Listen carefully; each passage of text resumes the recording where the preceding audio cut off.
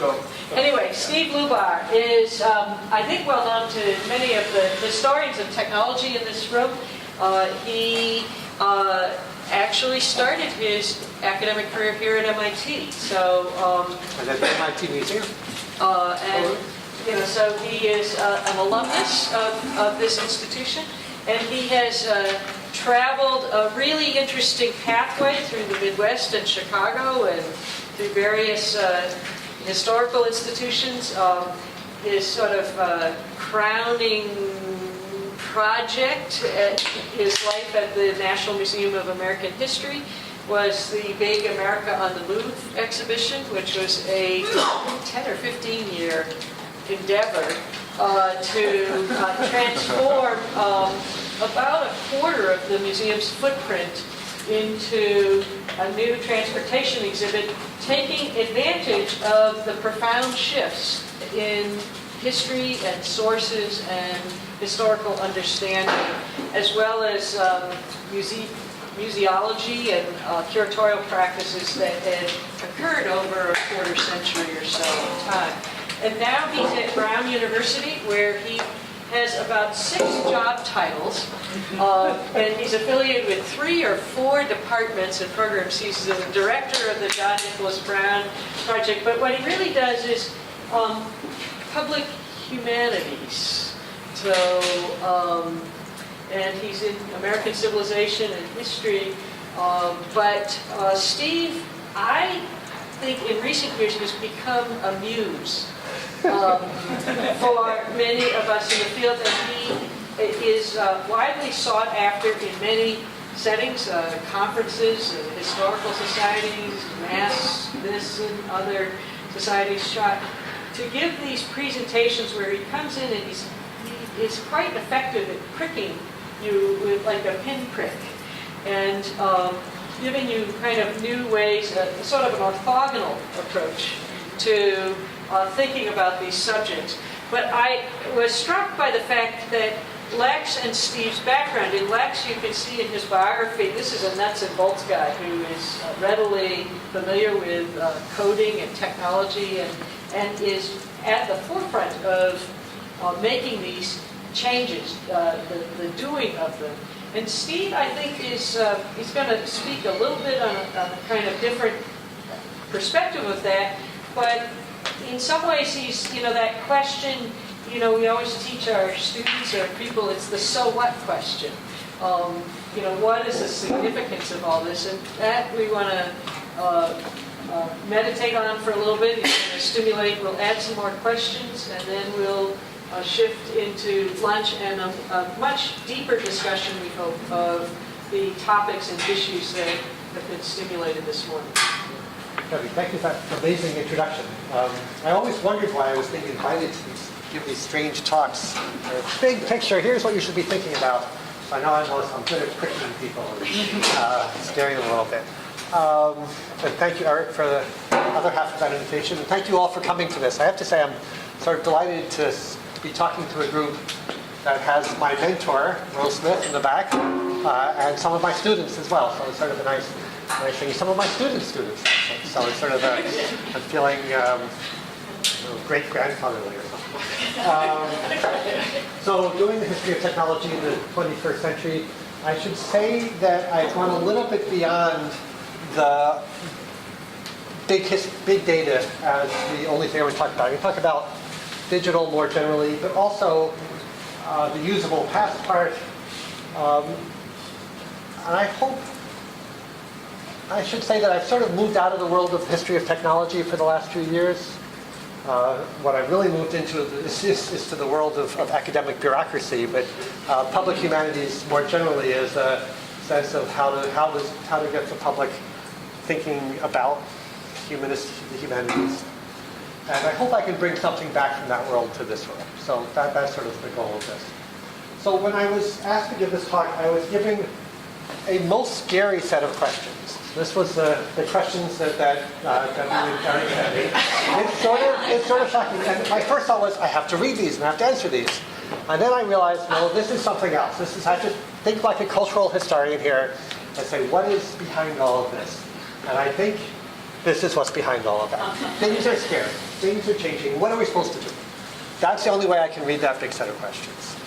But then I went back and I did my good historian things. I went back and looked at them again and said, well, maybe there are some themes here that they want me to talk about.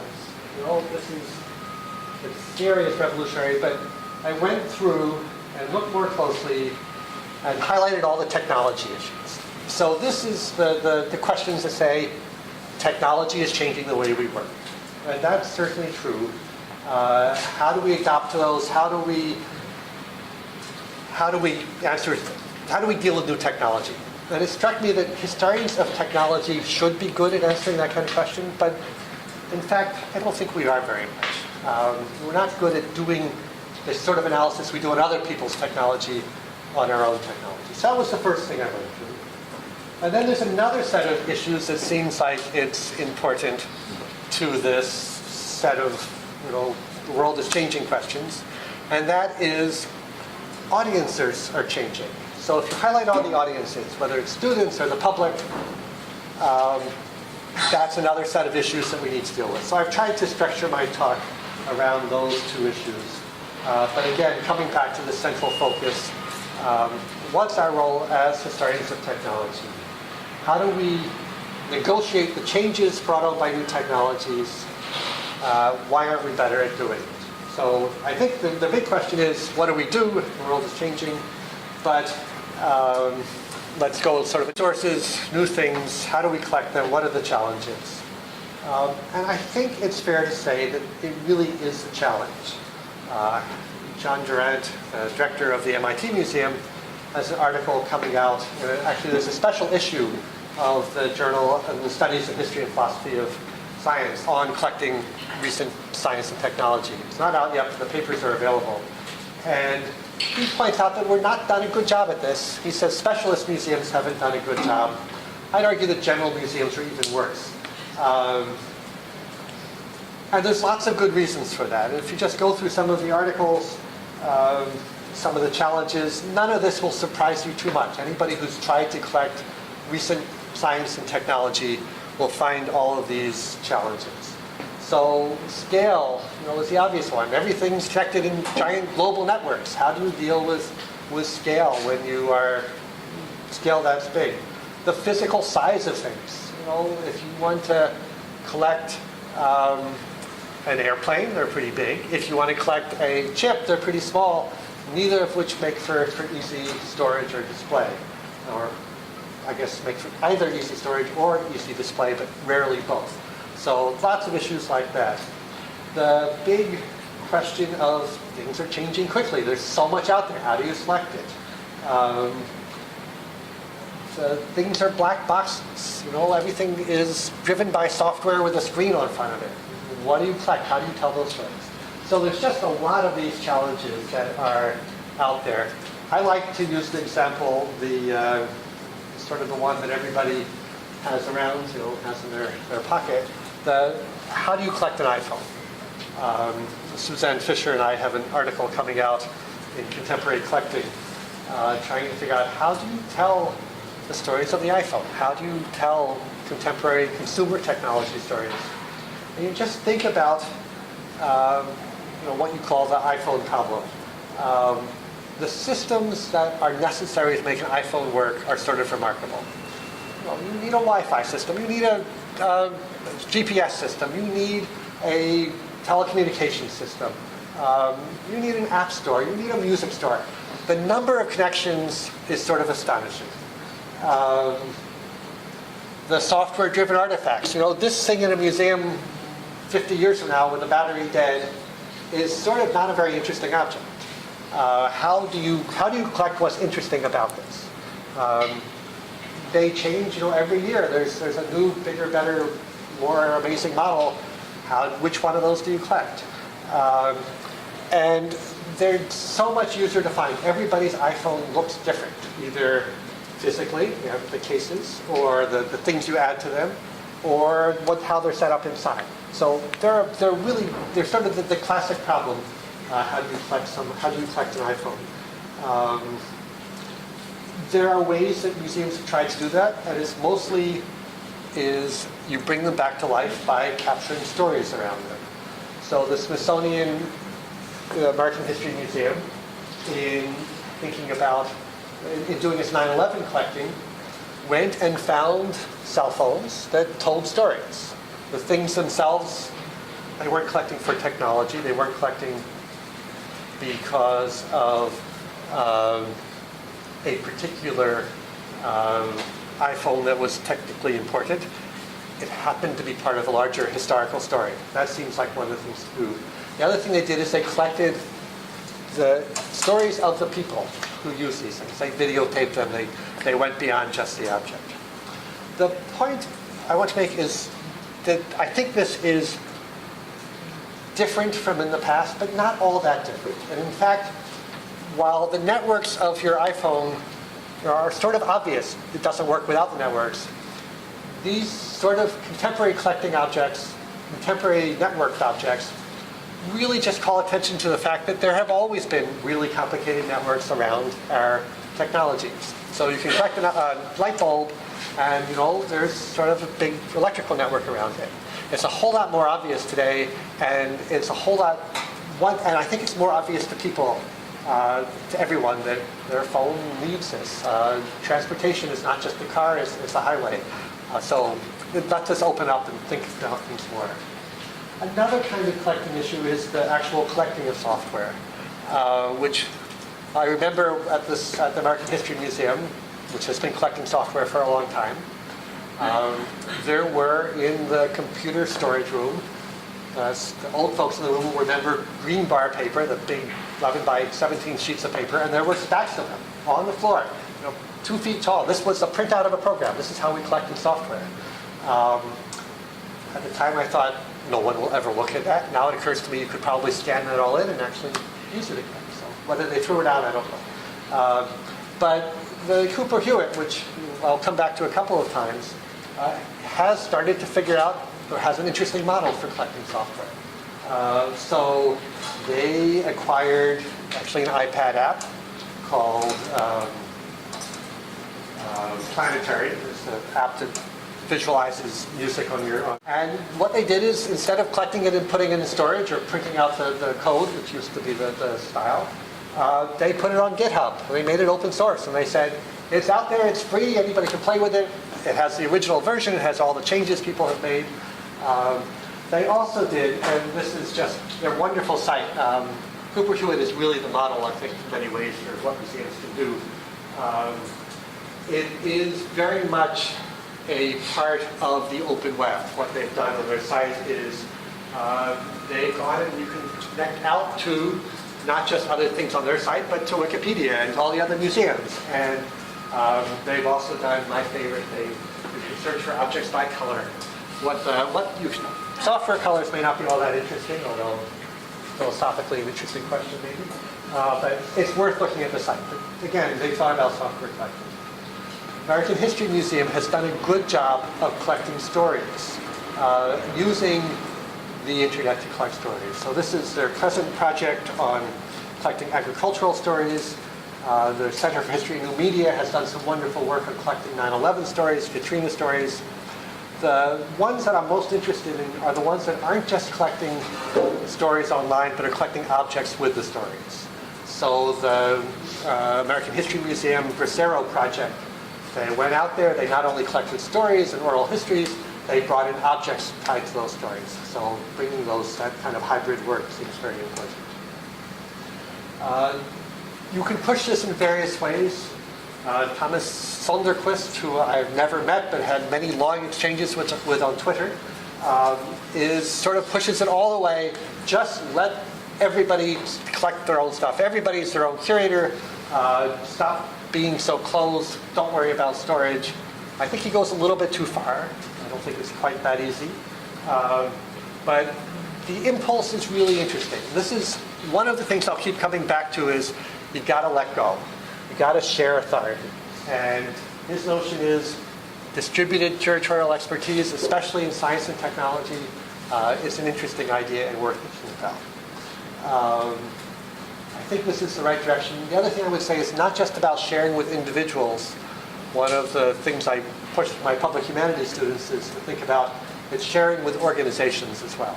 There are groups out there that are already have authority, are working on these topics. You don't just work with individuals, you work with those groups as well. So some questions from this first part. What are the new ways that you collect? What is the new ways to do contemporary collecting? Collaboration will clearly be a key, both between museums, different skill sets in museums. How does that collaboration work? Both on a personal level and on a technical level. How do you make those systems interact? How do you use the expertise from beyond the museum? Museums are getting poorer and poorer. How do you open up to use new expertise? And then I couldn't resist, we've heard about charismatic megafauna, zoos, or that's what people go to zoos for. Charismatic mega objects, I think, are what museums, those things will be saved. There are buffs out there to collect cars. NASA will collect space shuttles. How do you get beyond those things? That's our job. Okay, next section. So you've got all this stuff. There's got to be new ways to think about it, new ways to interpret it, to present it. Thinking especially here of how the digital changes some of this. 4 general thoughts I'm going to offer here on how what digital means for museum work especially, but for the history work. One I've already mentioned, but it keeps coming up. Collaboration is really key. Digital work requires a team of expertise.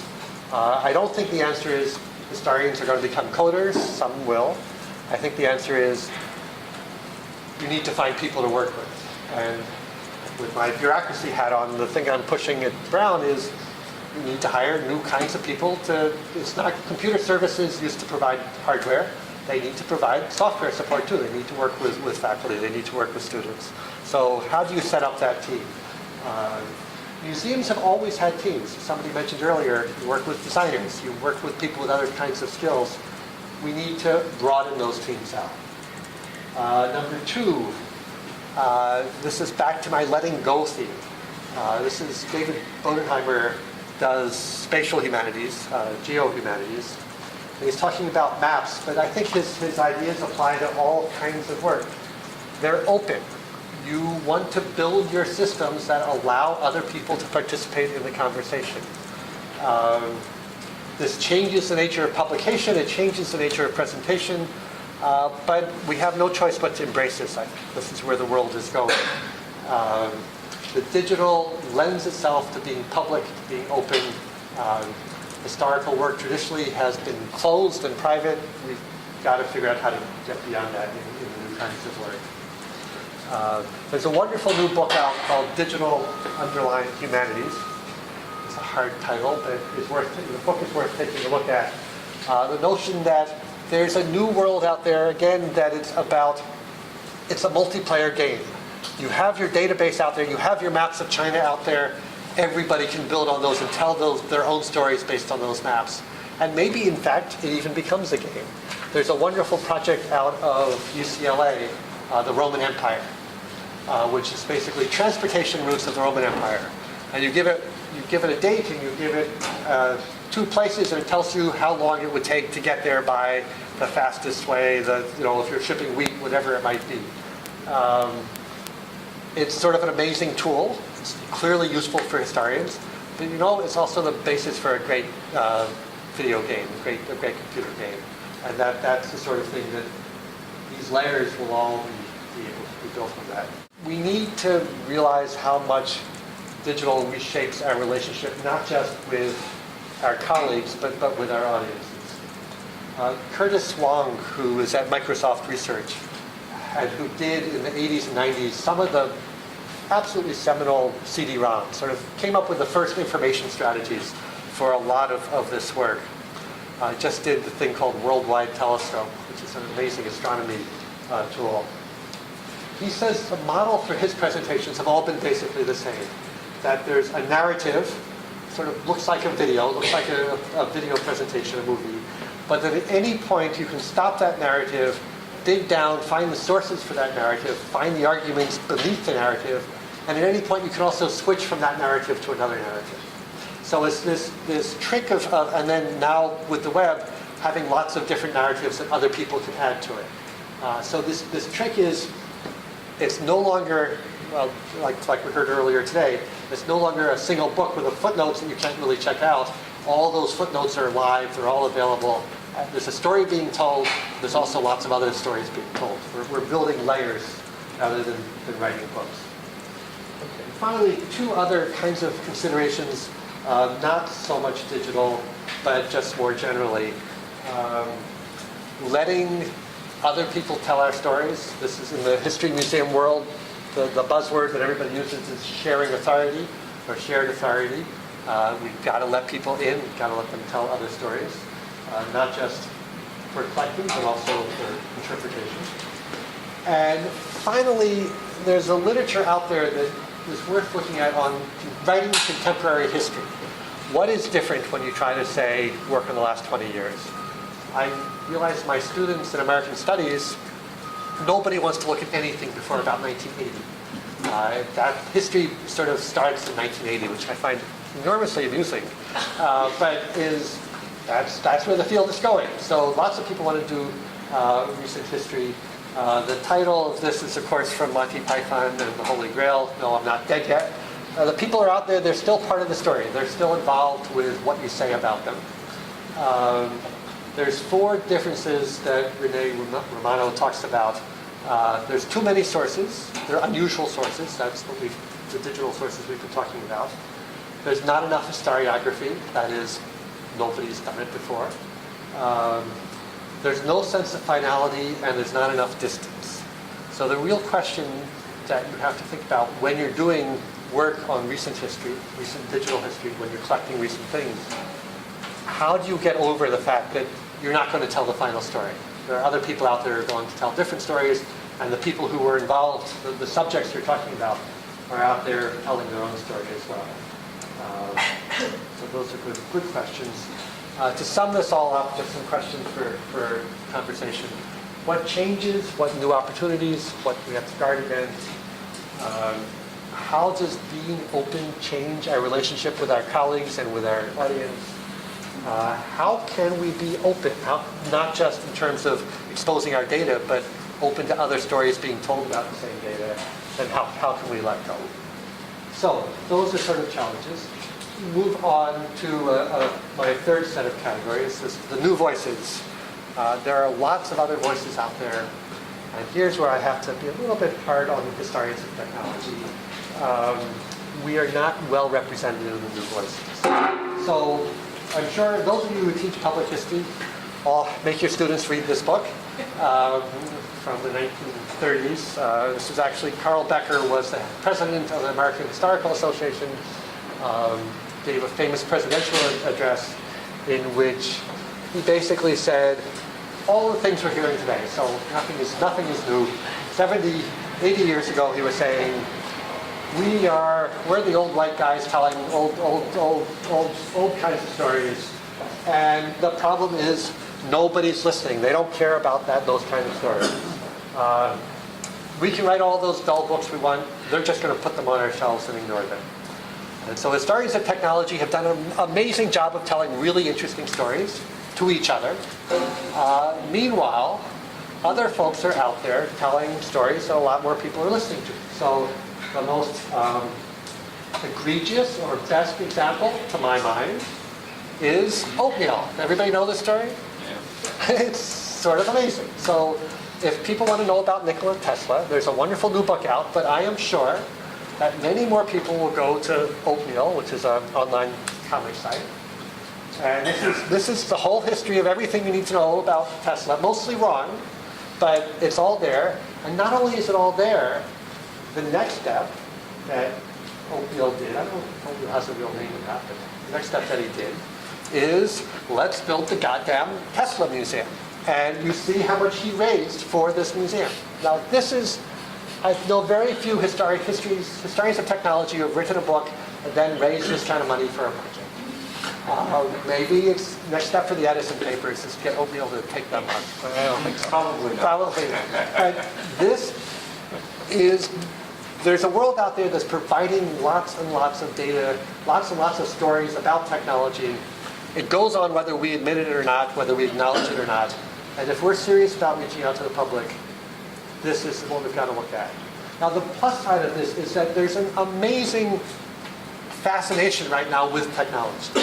Over the last couple of decades, the New York Times every day will have a dozen stories on technology.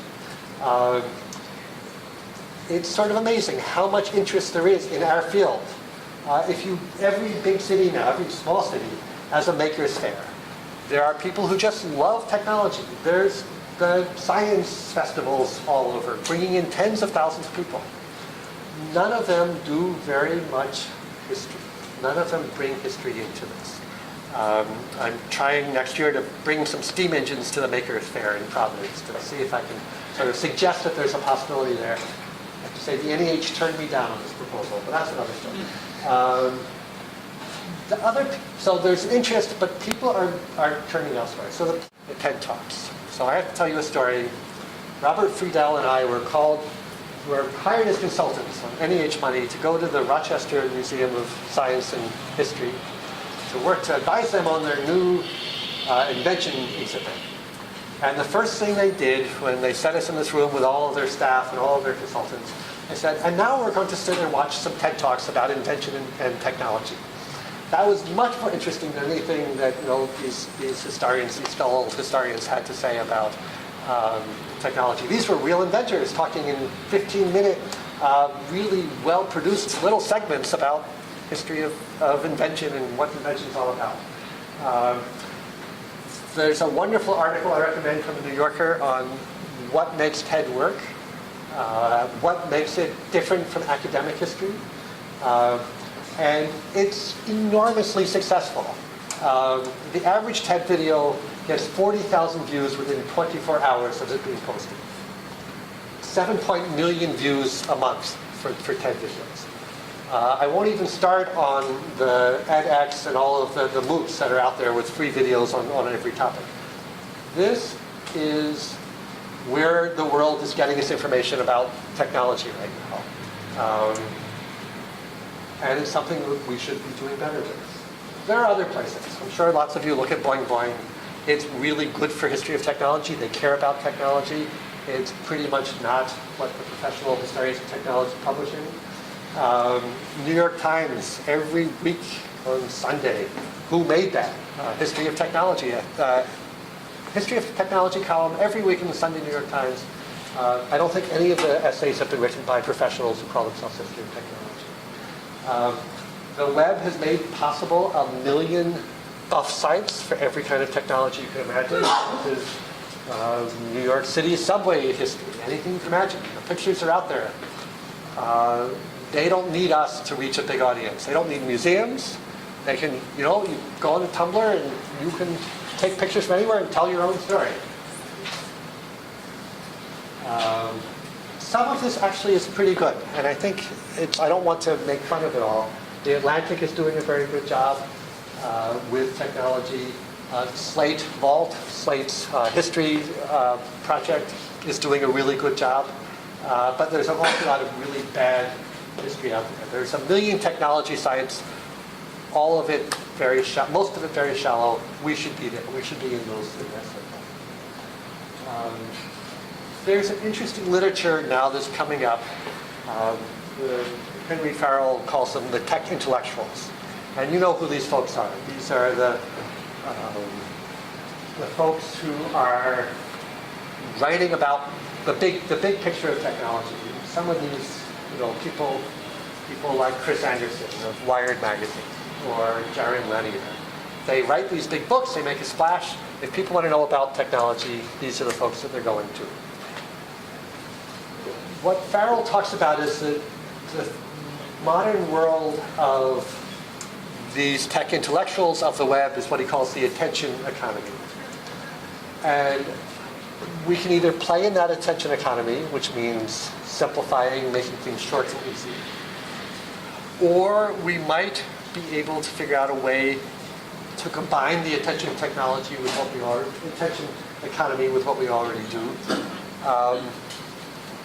Is there an academic attention economy?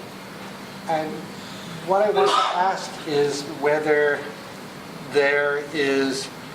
we can draw from public history and public humanities and say, they have thought a lot about the attention economy. They were not on the web, but say in a museum exhibition, when you have 10 or 15 seconds to get somebody's attention, is there a way that we can combine those things and make a new kind of history of technology that reaches a new audience? This is just a little bit more, this is what works in an attention economy. We've got some of those things, we haven't got others. Let's think about how we can get them. So to end this section with just a few questions. How can we be part of it? Should we be part of it? Is there a way to take advantage of these new audiences? I've thought long and hard whether to talk about health food and fast food or junk food for this. I'm not really sure those are the right terms, but there is a difference there. We're offering something different. You need both. We ought to be able to figure out a way to do that. And then again, public historians might be a place to go. So it's not just that this is the right thing to do, or that it reaches our audiences, or this is what we need to do to because we're eager to reach people. It's also, I think, the case that the folks who are funding us, both in the public history side and the academic side, are going to demand this more and more. The museum side, famous quotes from Stephen Weil, museums are turning into places that are for someone. They're about an audience. They're not about a thing. They're not about a topic. We need to figure out how to meet those new demands on museums. And some of these are quite explicit. This is at the, I can't quite read it here. This is at the absolutely amazing new Riverside Museum in Glasgow of Transportation Museum. And the end of this label says, do you think you have enough? Could you be a policeman? Here's where to apply. The level of job training and job connections in some of the new museums is quite remarkable. The people in Rochester, basically the goal of their exhibit on technology was people should get jobs working in technology.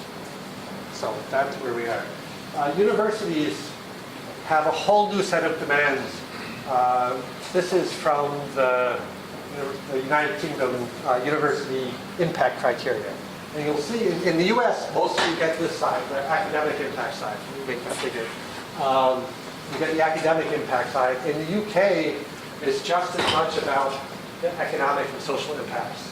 And it's things like social welfare, social cohesion, enhancing cultural enrichment and quality of life. This is what academics in the UK are being graded on.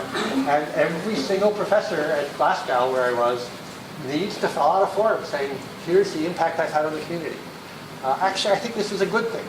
The folks there, after protesting and thinking it was awful, discovered, in fact, they were doing lots of interesting stuff. Started to talk to new people in new ways because of it. So, yeah, I think that the new demands can be good for us. I think they can open up new possibilities, but how that works is interesting. And then how can we respond to the public needs? That's the bottom line for me. Other thing that I think is worthwhile remembering is that, especially on the museum side, there's actually a long history of change. Museums have not always been the way they are. If you look over the last 150 years, they have been useful in a lot of different ways. Most of my scholarly work now is history of museums. And what I'm increasingly finding is we have this notion of museums that is based on the last 50 years, and they were much more interesting before they became captured by the historians and narrowed their focus. There's a history there we can draw on to deal with some of these questions. So finally, some final thoughts on opportunities and some examples to go back to what roles do historians of technology play for the 21st century. A few museum examples that sort of pushing the edges in good ways and bad.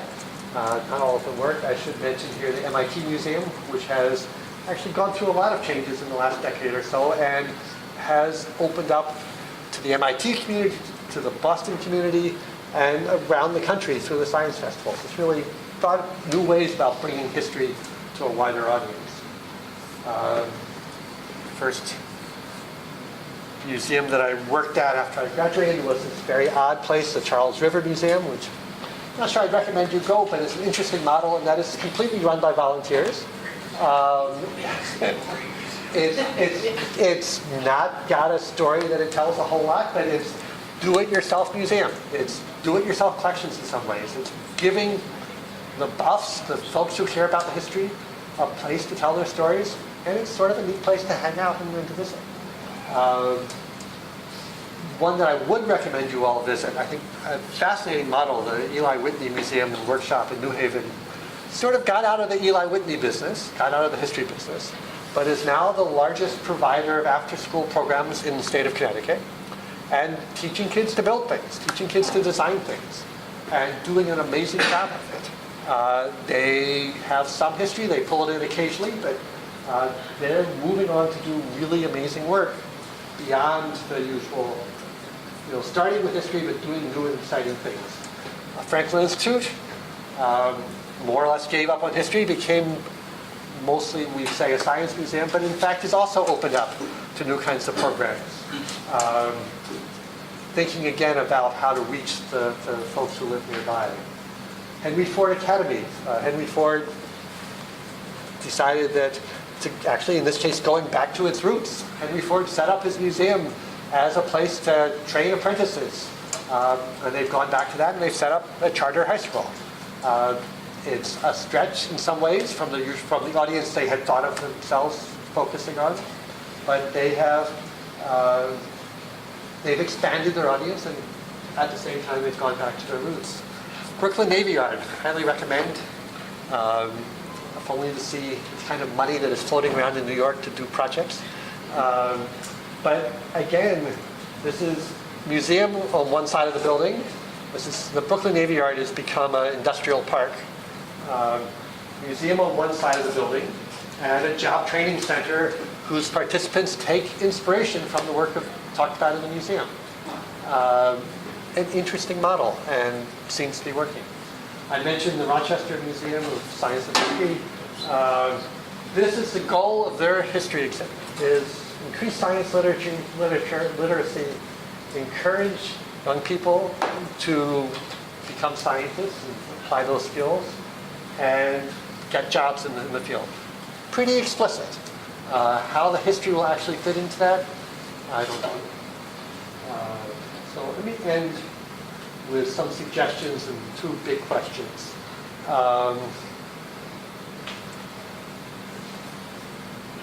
These are sort of across the board things that seems to me that we need to do. We need to be open. We need to be digital. We need to do public scholarship, by which I mean not just making the results of our scholarship available to the public, but doing it with the public. And finally, we need to break out of our old ways. We need to be bold. So, two questions to end talk on. How can our work be interesting, useful, and meaningful to the public?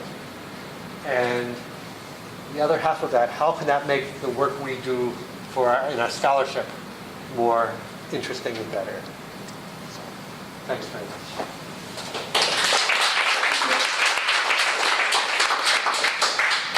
So as we did before,